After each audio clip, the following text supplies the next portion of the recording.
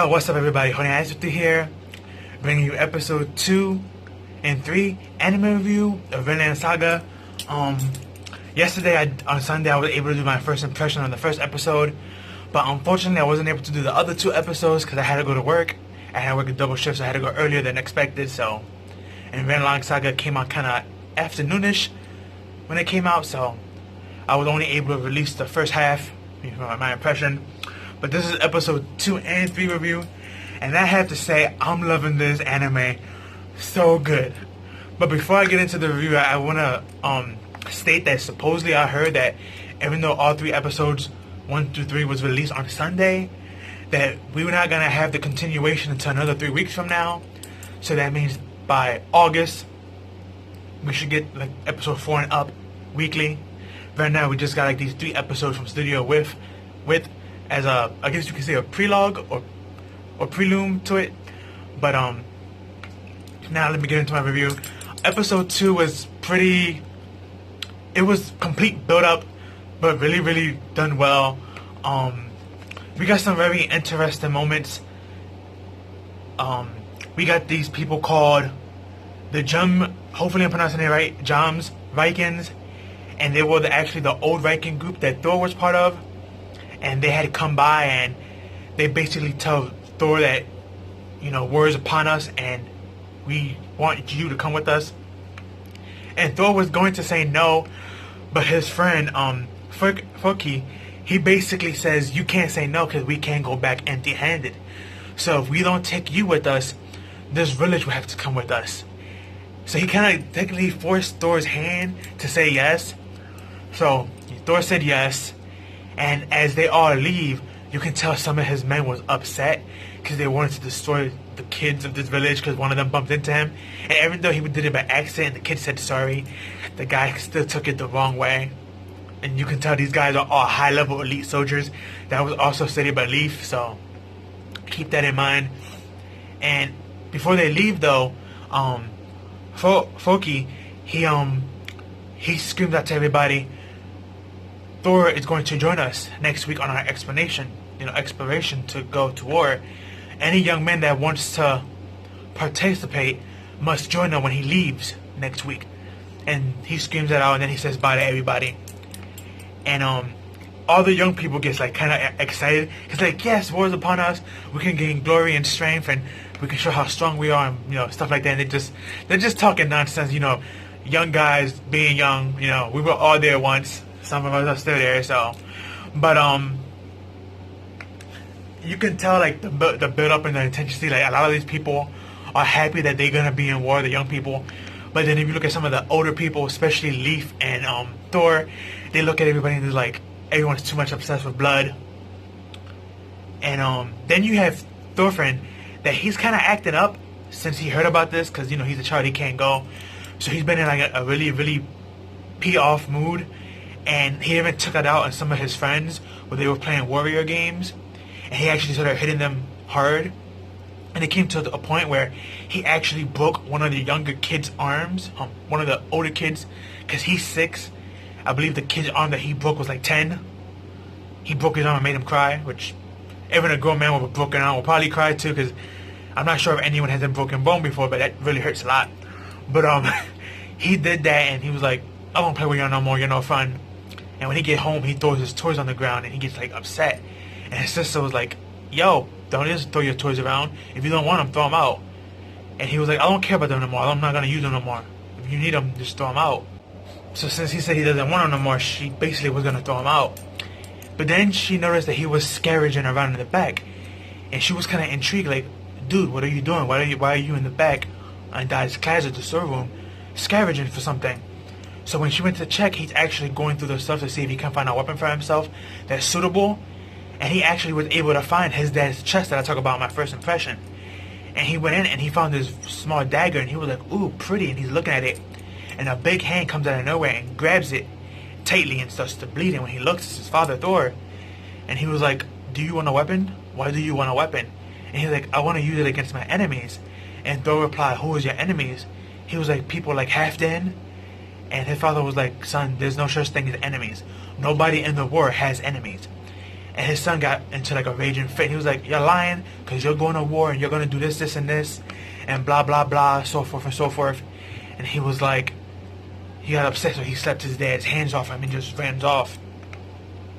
And Thor runs after him, but the kid just, he darts, he's out, and he feels kind of bad, and he's just standing there with his hands bleeding. And his wife wraps up his hands and was like, "Don't worry, he'll be okay," and stuff like that. And that was pretty much for episode 2. No, we got one more scene I forgot to mention. We got the scene where Friggnor, or Foki, is talking to these like bandits, and he's actually going to set up Thor, and he's hiring them to kill Thor. And that's when the episode ends, episode 2. Then in episode 3, we get the continuation of their conversation, and the pirate is very smart, or hunter, or whatever he is. Oh no, we found out what he is. He's a pirate, I remember. And he basically was like, "You guys was there in front of him. If he had a kill order on him, like you stated, for the past 15 years, why didn't y'all kill him?" And Friggnor was like, "That's none of your business. Just do what you told him, what you're getting paid for." He was like, "You think you have the upper hand on me, but you don't." And he was like, "Oh, really?" And the spear comes in and it stabs the wall that's near. And it's actually one of the pirate guys, the captain's crewmates. I guess his second hand. And the guy was like, "Okay, fine, I'm gonna give it to you. Since you want 2 payments instead of one early and one late, I'll give it to you." So he kind of forced his hand of Friggnor. I mean, I keep saying Friggnor. My fault. It's Floki. He forces Floki's hand to hand up, that money. So Friggnor had to pay him £5 twice. One a ranch set, and then one later on when he finished his mission, which is to bring back the dead body of Thor. And when the pirate leaves with his gang, the spear stuck in the wall. But on that wall is a carpet, and when he rips down the carpet, behind that carpet is actually a little doorway, and there was a man of his standing there, but he's now dead because the spear went right through. And he was very impressed, and he was like, "These pirates are no pushovers. Hopefully they're able to take down Thor." Then the pirates was discussing between themselves, why didn't they take him down when they had the chance? And he was like, "Isn't that weird to y'all?" And second-hand man was like, "No, it's not. Maybe they just didn't want to get their hands dirty." And he was like, "Maybe. Or maybe they are scared of this crazy old warrior hero of theirs."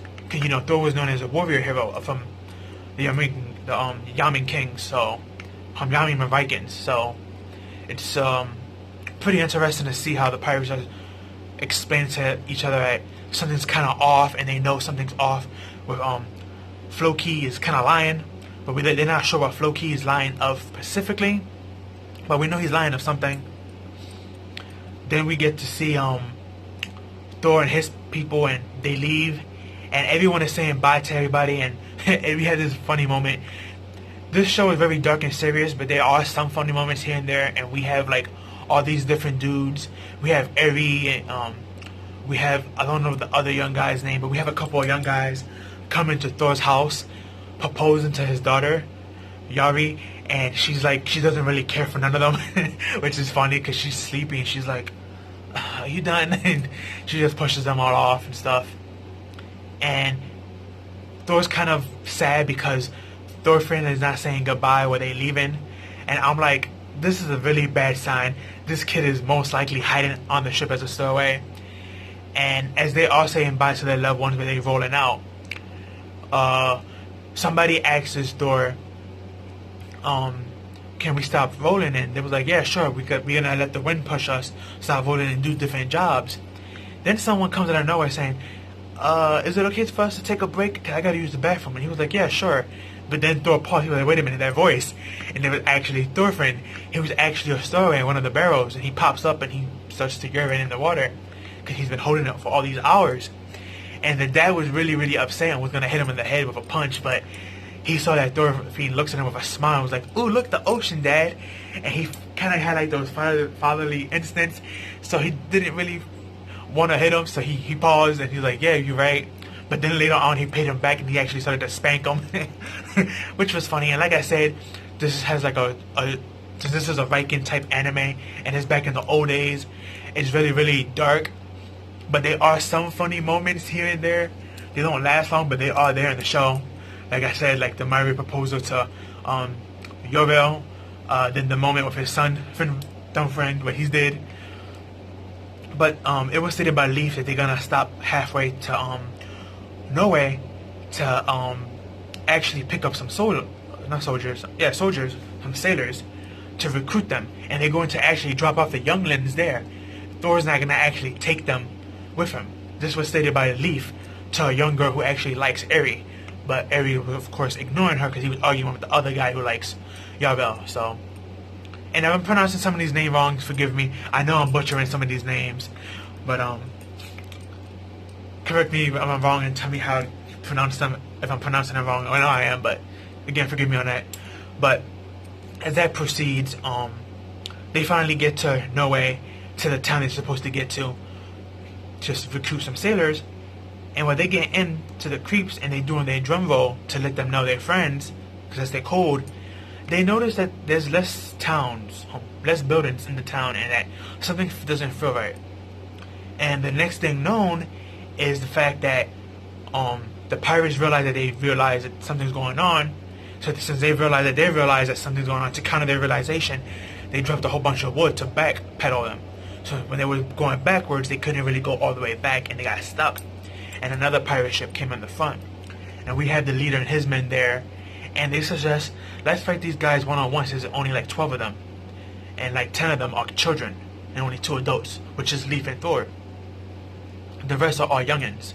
They're all, I believe, like 12 to 15, something around like that. So, and basically the episode ends with Thor taking the dagger that his son was infatuated with, and was like, here, use this only to protect yourself and only for that. And he got like this really big husky sword, and he puts it on his back, and he actually jumps on the pirate ship and he starts beating them down. But the weird thing is that he's not killing none of them. He's actually punching them out with his fist, and he's knocking them out all one shots. And even the pirates are like super impressed. And that's basically how the episode ends. Now, I'm gonna say it, like I said, I wasn't able to review this out before episode 2 and 3 on Sunday when they all came out because of work and other things and videos I was making, so forgive me for that. But I'm really loving Vinland Saga. Episode 2 and 3 was awesome. The art, the animation, the background noises, the art and animation, the voice acting, everything. Wit Studio is doing everything with this animation. So far, sound and visuals, right. Now, I don't read the manga, so please don't spoil it down below. But so far, I'm liking it. Episode 1 was intriguing. Episode 2 was another build-up episode, which was intriguing. But 3 is when things really is like, we're really getting into it. I'm kind of wondering why Floki, why after all this trouble trying to recruit Thor, now you're going to try to have him assassinated by pirates? I'm not sure if he's faking it, and maybe this is a test to see if Thor still has it, or maybe this is really a kill order to kill Thor. But they looked like they were close back in the past, 15 years back.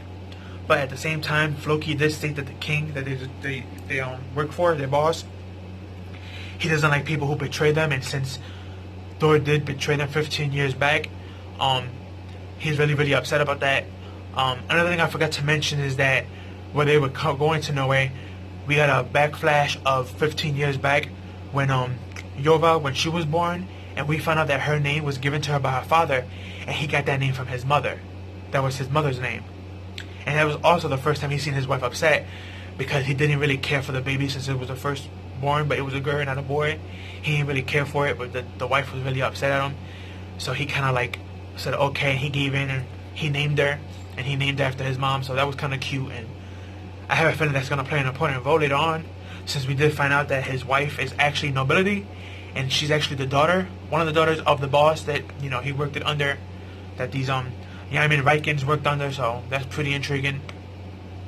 But again, I wonder why Floki, why is he doing this? Like, does Thor really have an execution order on his head, or is there more to the story that he's not given? Or my theory, maybe he's doing this to test them out to see if he's not rusty, since he hasn't really fought in a couple of good 15 years. Yeah, about 15 years he hasn't fought in the battlefield, so even though he's still bulky and tall, it doesn't matter how bulky you are if your skills in fighting is rusty. So it's like being in shape and having a sword, but not knowing how to use the sword is like, there's really no point. All you're really gonna do is just wave it around. So I guess that's the theory that Floki's going with, and he wants to see if Thor still is up there, or again, it could be an assassination. It could go either or it could be some unknown factor, like maybe jealousy, and he doesn't want him in the war because he knows he's gonna take credit because how good he is. It could be that as well. Jealousy always plays a part. Jealousy, betrayal, and lovers is always something in anime history that break friendships and family apart. So it could be something like that as well. Who knows? But this is my theory on it. But that's all I have for you guys. Please tell me down below what you like and didn't like about the episode. How do you feel so far about these past 3 episodes? And again, if I pronounce any name wrong, I'm sorry. Let me know down below how you pronounce them. Some of these names are difficult for me, so I'm an American, so forgive me. But that's all I have. Peace and have a good one.